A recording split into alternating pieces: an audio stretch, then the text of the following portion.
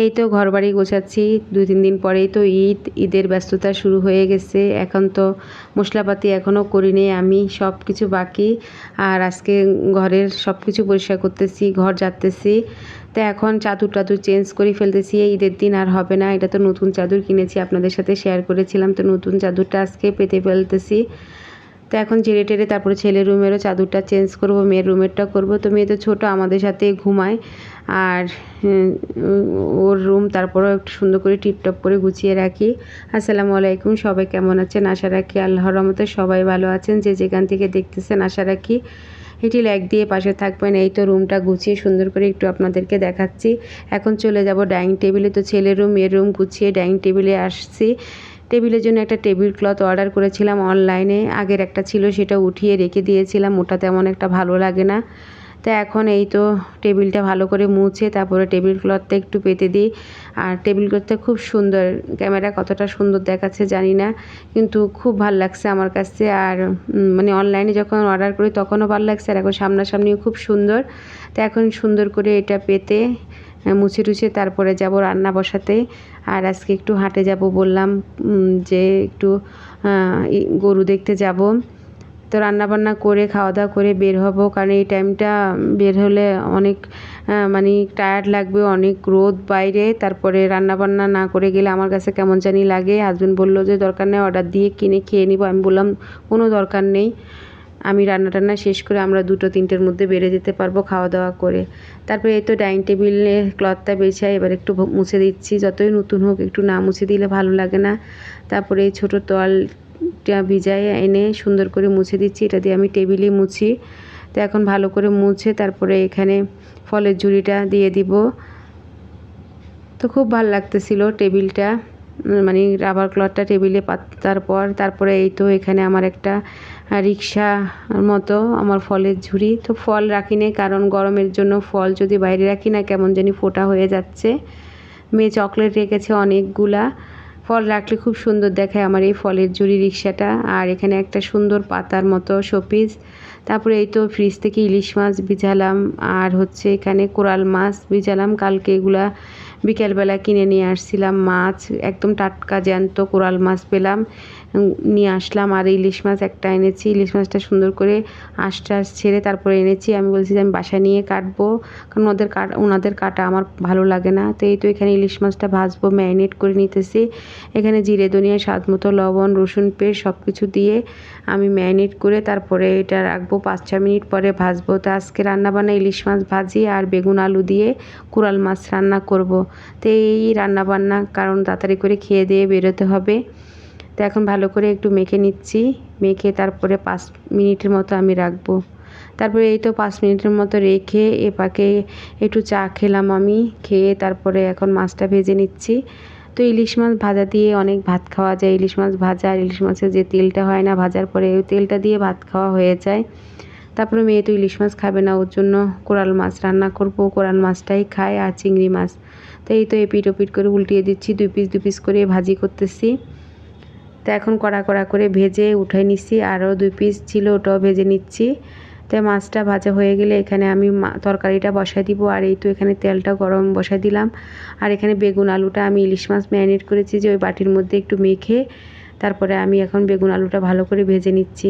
তো এই তো বেগুন আলুটা ভালো করে ভেজে তারপরে উঠিয়ে নিব, কোরাল মাছ নরম তো এজন্য বেগুন আলুটা একটু ভালো করে ভেজে নিচ্ছি। তো এই তো ভাজা হয়ে গেছে, এখন আমি উঠিয়ে নিচ্ছি।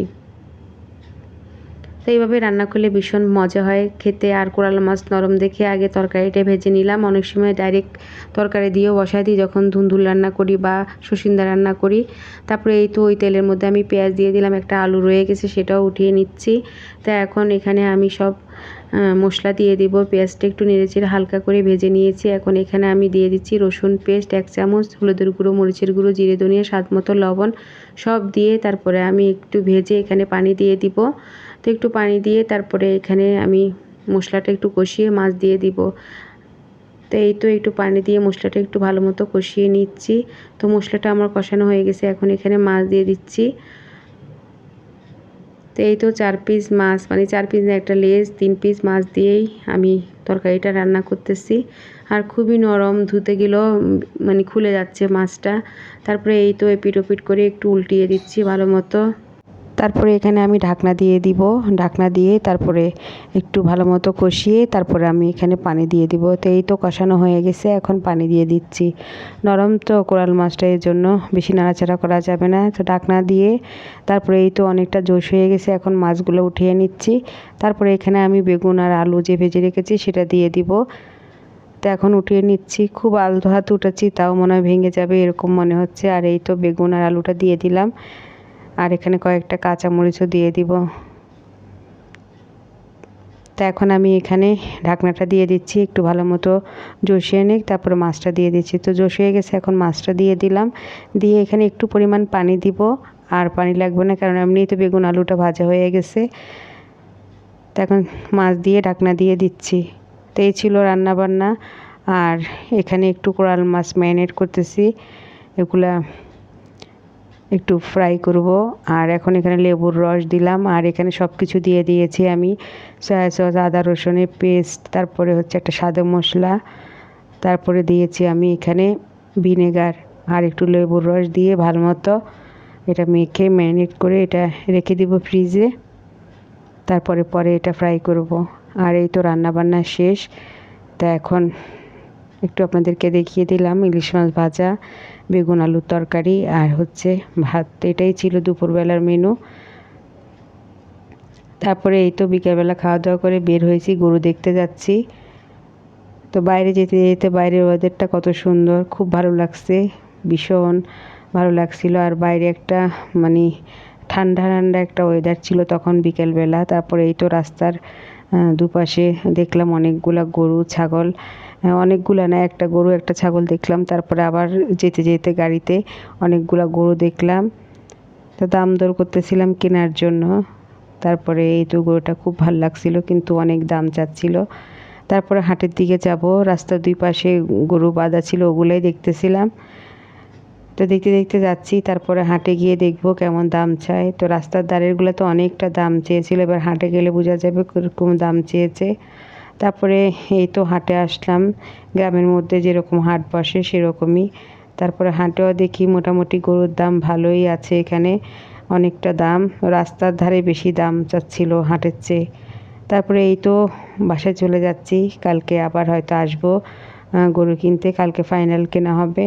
তো এটাই ছিল সারাদিনের ব্লগ, আশা রাখি ভালো লেগেছে। আর সূর্যি মামা ডুবে যাচ্ছে, আমরাও বাসায় চলে যাচ্ছি। আল্লাহ হাফেজ।